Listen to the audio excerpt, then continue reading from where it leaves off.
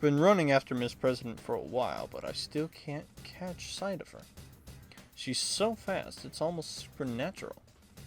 I've even began to think that her path may not be hindered by the invisible walls. Wait a sec. Now that I think about it, she's not a participant in the P1 Grand Prix. She doesn't appear she didn't appear in the introduction video, even though she'd been there. When I faced off with Yukiko, she wasn't affected by the rules. Could she be able to walk through these walls? If so, then catching up with her will be quite difficult. As I'm thinking this, suddenly a blue door appears in my path. I've seen this before. This is the entrance of the Velvet Room. I don't have time to deal with this, or so I think, but when I consider the timing of its appearance, I can't help but feel that there must be a reason for it. I make my mind up and reach for the door. As I walk through the door, I feel a slight sense of lightheadedness, and I close my eyes reflexively. When I open my eyes, I'm seated in my usual position, and Margaret is smiling quietly at me as if nothing is different. When she sees that I've noticed her, she speaks, and as if in awe of my impatience. You seem flustered, but time has no meaning here. Margaret politely points this out, knowing that I'm in a hurry. Time is meaningless, huh? I thought I had figured out a few things about this room, but it seems there are still more for me to learn about.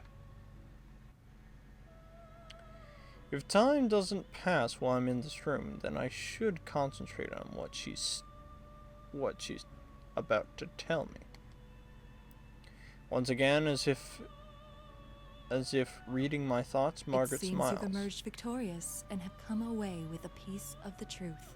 Though you are in a garden of deceit, you have the vision to go forward. Very impressive. Is that student council president's shadow really the cause of all this, then? Who can say? All I know is that you are getting ever closer to the truth. There is one thing. How many hours is the truth away? Margaret's golden eyes are fixed on mine. If that girl's shadow is the cause of this misfortune, she will face her trial. But it's separate from your fate. You have your own trial to overcome. Keep that to heart. My own trial? I didn't mean to, but I repeated what Margaret had just said. Everyone sees various things in you that draw them to you. Salvation, hope. I myself find fascination in watching over you. Fate may not be the author of your trials, but you are destined to be tested. Margaret smiles mischievously and nods towards me. Another slight feeling of lightheadedness passes, and I return to the otherworldly school. The blue door is nowhere to be found, and as if it had never been there to begin with. I look up. I still don't understand what my own trial is supposed to be, but for some reason my mind has cleared up a bit.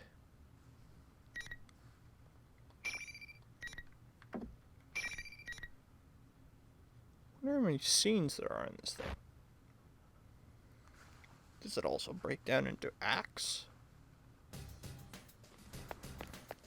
In any case, I need to keep chasing after Miss President. And now I immediately see a recognizable feature, her long ponytail.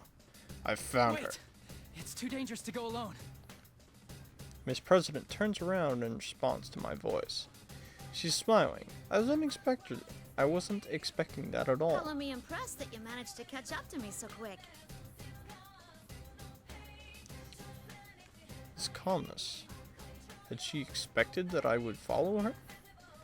I'm beginning to feel like she's toying with me. But I understand now. Nothing I can say will will change her mind. There's no helping it then. Promise me that you won't leave my side. And you can't do anything rash. If you can't agree to those terms, I'll have to force you into protective custody. This is a matter of life and death for you. Sure thing. Then let's get to that announcement room together.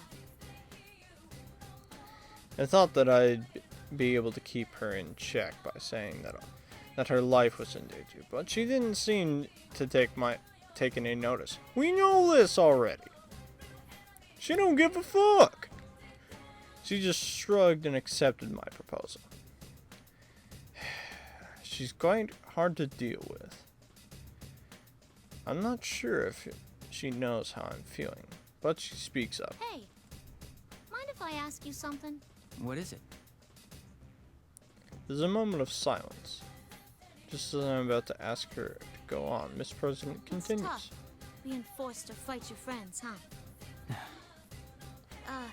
Oh, sorry. You don't gotta answer. She must still be thinking about my fight with Yukiko. True, I'm slightly hesitant to talk about any of this, but it's a question that must be answered. That's how it feels to me. No, you're right. If I could avoid it, I would, but I believe in my friends. You mean your friends won't hate you after the fight? Or you think they'll understand that you don't really want to fight? I don't know. Both. Oh, maybe. both, yeah. I mean, there's no way we'd fight each other without some kind of reason.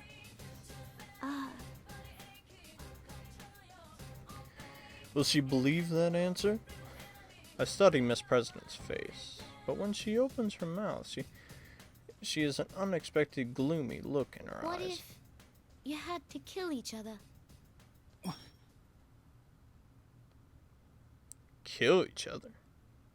I truly hadn't anticipated that question. I'm caught off guard by how I hadn't even considered it. It's true, there's no guarantee that this General Teddy wouldn't suddenly decide to make this fight to the death, or on a whim. He already did at the beginning. He said it's to the death. Sorry, that was probably over the line. I don't know why I said that. I wouldn't let it happen. Even if I was forced into such a situation, I would never follow that order.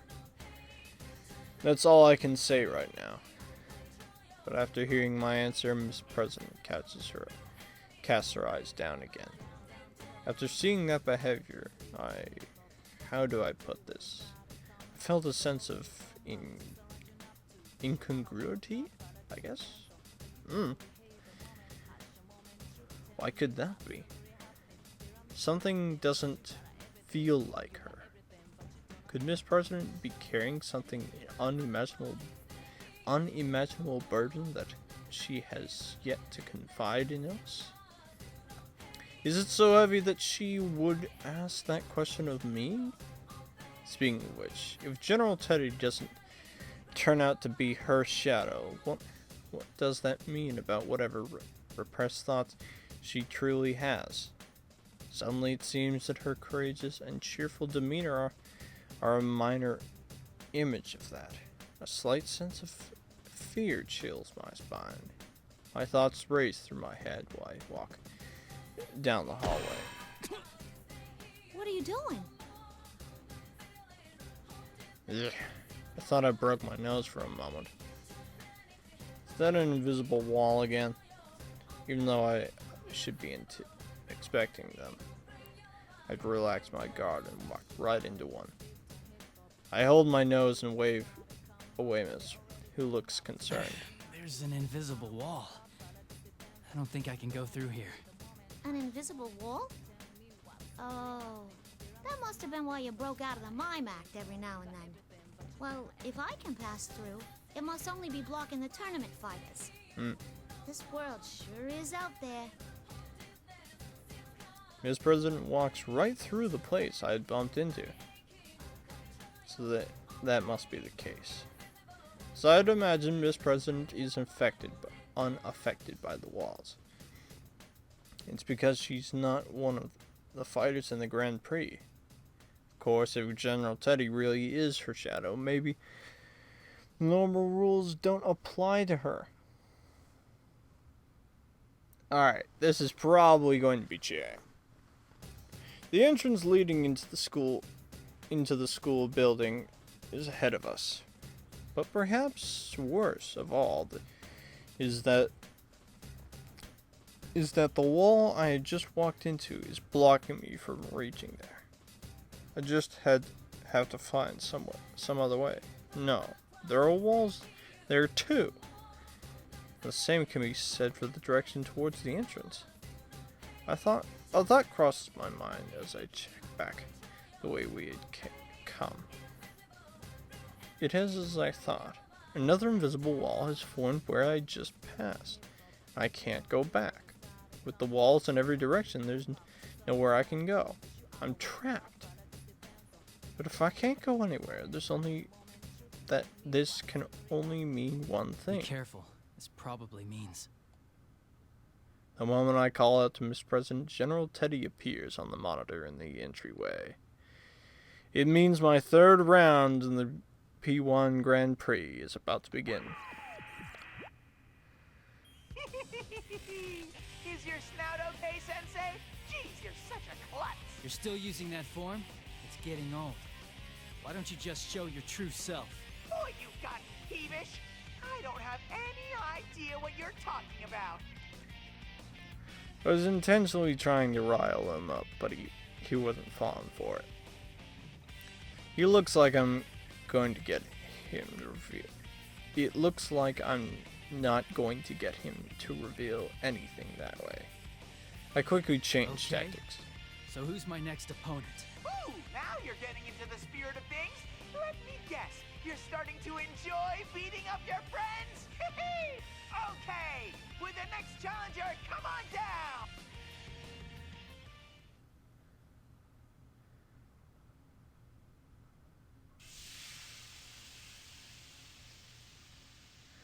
The general doesn't pick up on my intention and loudly yells out what appears to be his pre-battle catchphrase. Smoke pours out, and who should appear from the smoke but the person I was expecting to see? Four of us entered the TV. I've already fought against Yosuke and Yukiko. Then... That's what I thought. You're the last of us, after all. Yeah, I had a feeling you'd be next, too. Chie laughs along with me. For a moment, there doesn't seem to be anything wrong with her and her actions, but I can't let my guard down around her.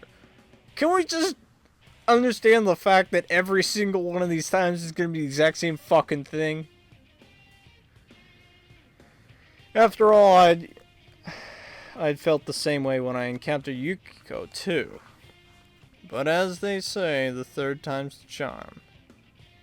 I have to see if Chie's in the right mind. I decided that the best way to do this is to calm and start a conversation Chie, with her. you know what they're doing, right? Before I can begin to explain, Chie cuts me off. Yeah, I know. The stuff we say gets twisted around so we end up fighting each other, right? Don't worry. You're the son of a bitch who left us as soon as the last case ended, but you're still our good friend. I mean, you have it easy. You're just fighting your friends. I had to keep killing over and over, all because of you humans! The fuck? Alright, now I'm actually okay with this because now it's interesting. Now this is obvious. She is clearly not herself. So blatant her words don't offend me at all. Moreover, it's just out of character. But Chie would never say anything like this. You humans? That's as good as convincing me that you're not human. Alright, carnivore, wasn't? Miss President is watching us from nearby. She looks more dumbfounded than worried. Still, what Chie said at the end caught my attention. I had to keep killing over and over. More stuff about killing, huh? Miss President was talking about it earlier, too. This must be. It hurts. It hurts. It hurts. Look at a fucking Raiden from MG Metal Gear Rising moment over here. I'll give you a taste of the pain they put me through! She's not even trying to sound like Chie anymore. I can't even begin to understand what she's talking about. But if a shadow is intentionally making people say things, what does this mean about Miss President? Killing each other? All because of humans? What kind of secret past could the new student council president of Yasogami High be harboring? No, now's not the time for this. I'll have to look into this after we have cleared up all the confusion between Let's us. do this, Chie. I ignore her words and draw my sword. Immediately, Risa's voice echoes through the area as if she was waiting for this. Well, round 3 of the P1 Grand Prix already. Word on the street is that the carnivore may have a slight advantage. Oh, really? You, Senpai, all talk and no skill, managed to eke out a win this time? Let's Shut up, get this bitch. show on the road. Ready? I have low difficulty on my side. She ain't got shit. Like, she's actually a really fun character to play, but at this level of combat, I'm still decent with you. Though, I have not learned the full setups. Behold Chie Senpai's secret kung fu style. Over here! Over here! Down, Chie. This is true pride of the section. Oh, what an amazing first strike! Can they defend against such intense assault? Will they feel an awakening? Over here! What was that? Such a wood. Done. A round of applause for both sides.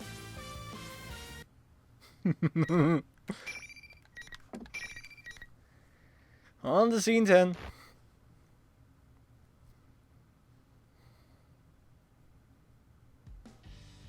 I've won. I lower my sword and begin to I begin slowing my breathing. I don't believe I've injured Chie too badly. Considering this was my 3rd time I have done this, I feel like I'm getting pretty good at not having to seriously wound people in a fight. Wipe that smug look off your face. This isn't fun at all! General Teddy has seen that the fights ended without any injuries and spits his words through the monitor. The image on the monitor then disappears without anything further.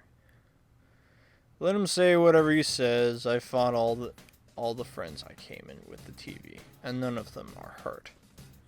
All that's left is to head up to the announcement room and make sure Nanako is safe. Then we'll be able to go home.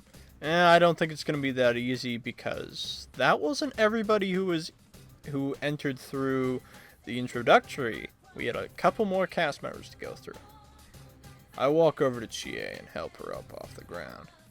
She's come back to her senses and seems a little sheepish.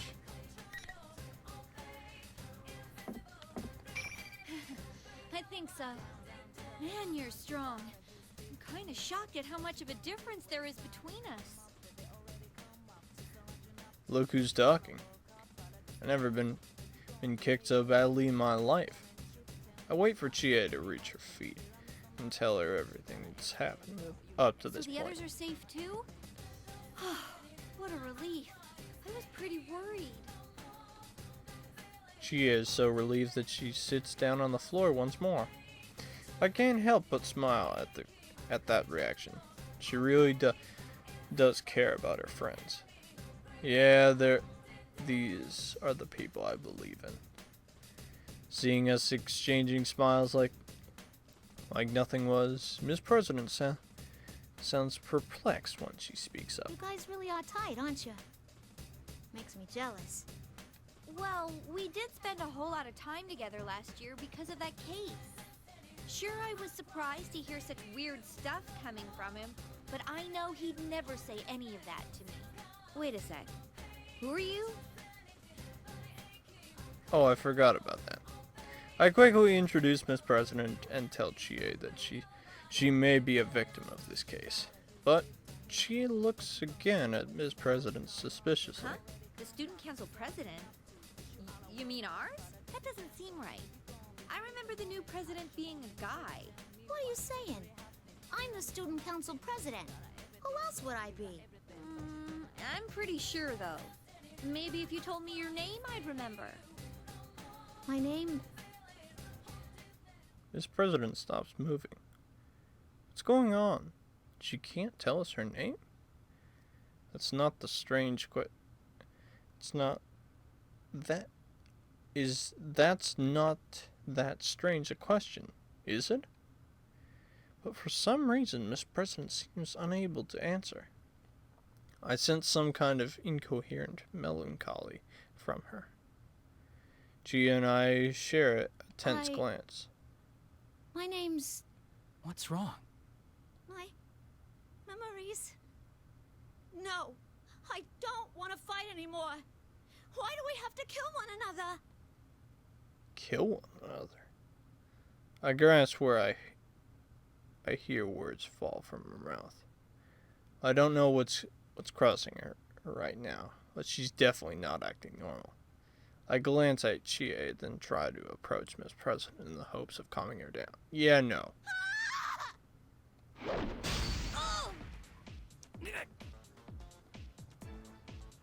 Without warning, Miss President begins flailing her arms as if trying to ward off demons that she can only see.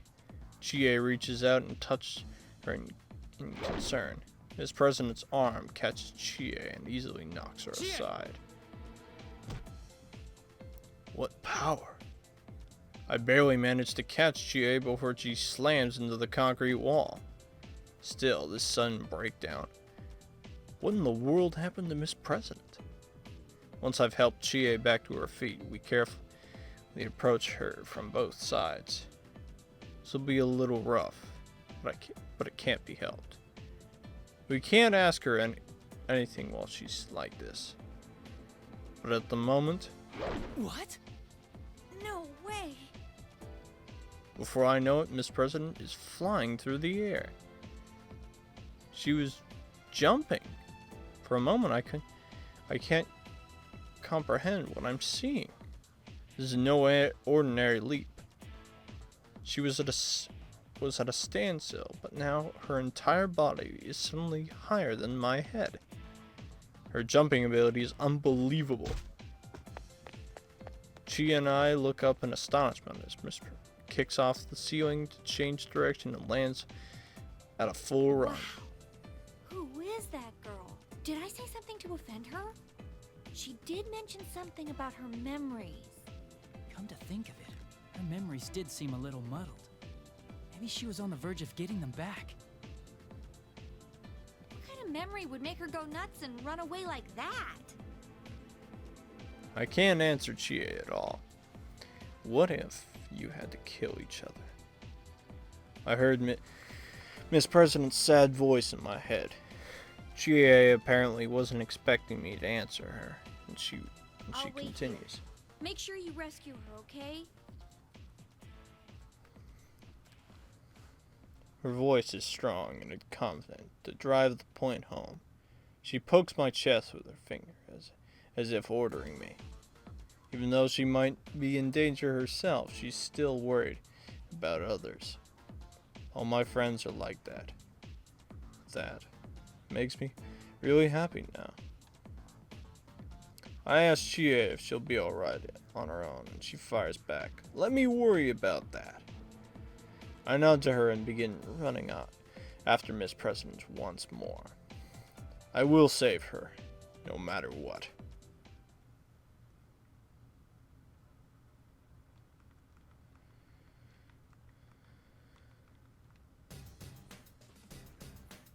Even though I was running as fast as I can, the invisible walls keep preventing me from making much headway. I attempt to strike the walls with my persona, but nothing appears. So many invisible happens? walls, one after another. Miss President can pass through them. I don't know if I can keep up the pursuit. Find the door to the Velvet Room.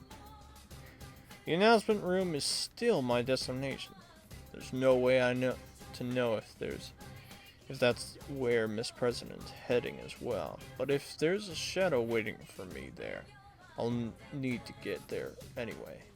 Teddy and Rise would be in the announcement room. And if Nanako is being held captive, that's where she'd be as well. I have to keep running, but yet another wall blocks the hallway. First I think that this is a dead end. Then I realize I can cut through a classroom and come out the other side, so forcing me to enter the room rather than letting me go straight through. This probably means I brace myself and put my hand on the door. Yep, here we go. Next fight. The moment I step inside, a familiar voice echoes in my mind. Hi. Senpai! Can you hear me? Please answer me! Oh, cool. That voice. Is that you, Rise? The real one? Her voice isn't coming through from the PA systems. I can actually hear it in my head. This has to be the work of Rise's persona. Thank goodness. I've been all alone since that weird fake Teddy captured me. And then you were all fighting each other. I can hear the relief in her real voice. She sounds so different from the insensitive, rude voice that has been coming from the PA system. This is indeed the Rise I know. Where are you now, Rise? Can you locate where I am? I'm sorry, I don't think there's time. I'm stuck in the announcement room. Please, Senpai, you have to hurry. If you don't, he'll... Rise! What's wrong, Rise? There's no answer. The communication has been cut off. Something happened in the announcement room? My heart begins racing. The enemy made us fight each other as participants in this tournament, but they had captured Rise as well. It's clear to me that they must be worried about her using her persona powers to tell us the truth. But that's not important right now. If she was just captured to prevent her from contacting us, then the enemy must think of Rise as being less valuable than those who had to fight. She sounds okay, but who knows what might happen to her now. I have to hurry. Pardon me for interrupting while you are lost in thought.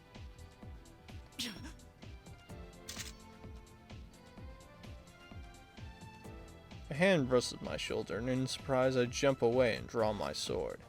I can't believe that I let myself get lost in thought, that I didn't notice someone until they touched me.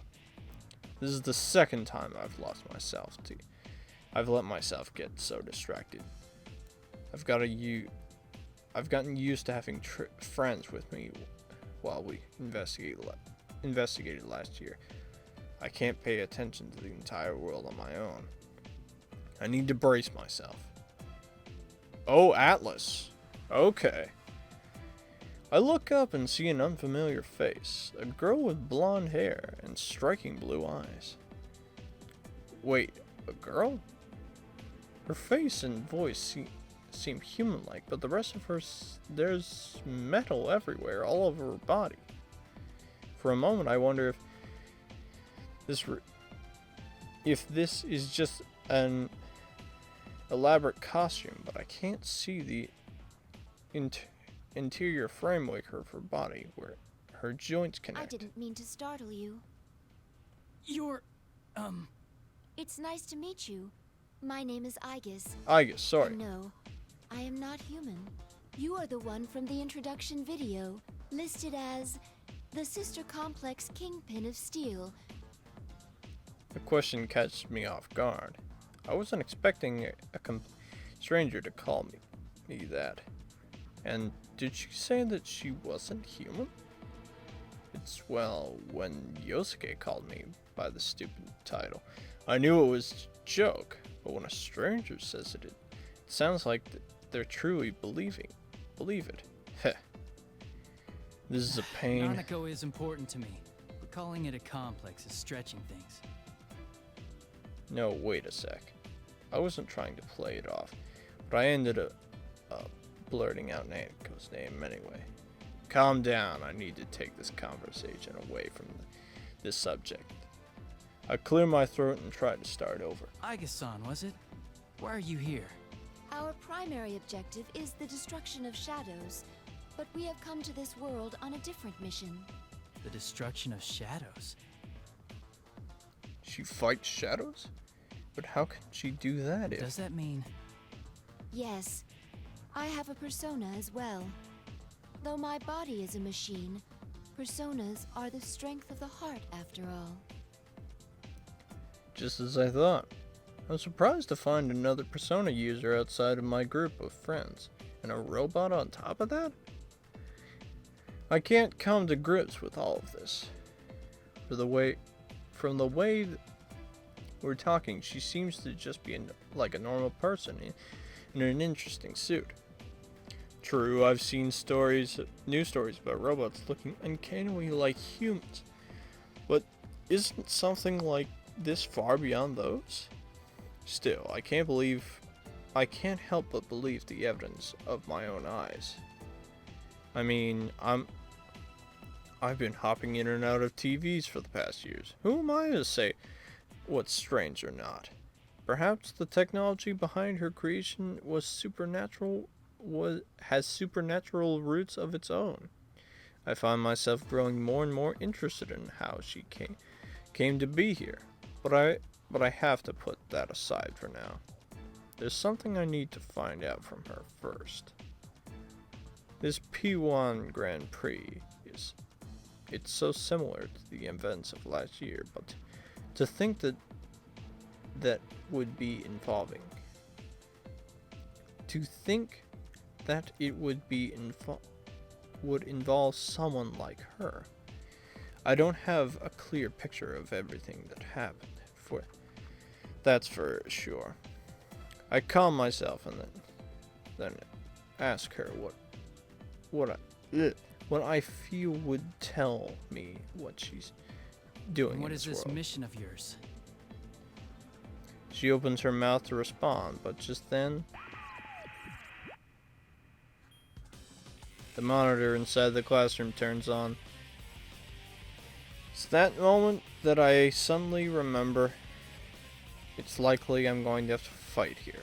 I'd forgotten about the about sensing that when I entered the room. Aha! So that's where you got to, Sensei. I've been looking all over for you. Ooh, who's the honey? Were you in the middle of trying to score with her? As if you didn't know. You're the one who lured us both here. Oh my, did you figure it out? I didn't have a choice after those guys decided on their own to horn in on the fun. You're a bright boy, Sensei. You know what's coming next, don't you? The general on the monitor gives me a twisted smile. Could Aiga-san's mission be something that would cause him trouble? I can't figure out what his motives are, but he's using us to crush each other. In other words, she's the next challenger that's been sent against me. Aiga-san seems to understand this as well and stared at the monitor with quiet animosity. Sorry about this. Do you know the rule of this tournament? Only the victor of each match may move on. Yes? I have nothing against you, but I'm in a hurry for my own reasons. Neither of us, in other words, can back down. Then there should be no hard feelings. Aiga-san is refreshingly straightforward about this. She immediately takes a fighting stance. Yeah, with her fucking Gatling gun. Bitter thought comes to me. It's tough being forced to fight my friends, but for some reason having to hurt someone that I don't even know is tougher. Another thought comes on the heels of that one. I don't know this girl. Perhaps her appearance here means that there are urgent problems that an ordinary student like me can't fathom. What gives me the right to stop her on her mission? I should know. I should know what's at stake before I take that from her. Thankfully, it seems she hasn't gone mad like my other friends. Perhaps the anime doesn't care about colliding the minds of people who don't know each other. If they're still capable of understanding each other, then we should talk this over before we do anything. That will not do. We will speak more of this after one of us wins. Okay. Ega-san says this so quickly, it's as if she's reading my mind. Probably because she can, because she's a robot. For a moment, I'm struck by how she could have known what I was thinking about. But I realized that she's right. What good would it do for us to talk things over? True, the loser can't leave this room, but until we have a battle, neither of us is going anywhere. It doesn't really matter if we can come to an understanding or not. Until we have a fight, none of our goals are going to be accomplished. If that's the case, then it would be. It's better if we don't hear each other's problems before we fight. That could be why Ega-san hasn't told me anything. This must be her version of kindness. I silently ready my sword. Ega-san appears to smile slightly when I do. Right. I'm not going to give up on what I'm fighting for either. I need Nanako and my friends to be safe. I have to make sure that Miss President is okay. I will use everything I can to protect them. To thank her for the consideration to make it a point to announce that I'm ready to start the fight. And here goes. There's no need to hold back. Indeed. Let us do battle. Battle 1. Fight! Oh god. Alright, finish this fight, and then I think I'll close off this section. I'm probably going to fight through the entire cast, which means gotta fight Kanji, gotta fight Akihiko, I gotta fight Mitsuru. Teddy's going to be probably near to the end. Okay, let's go.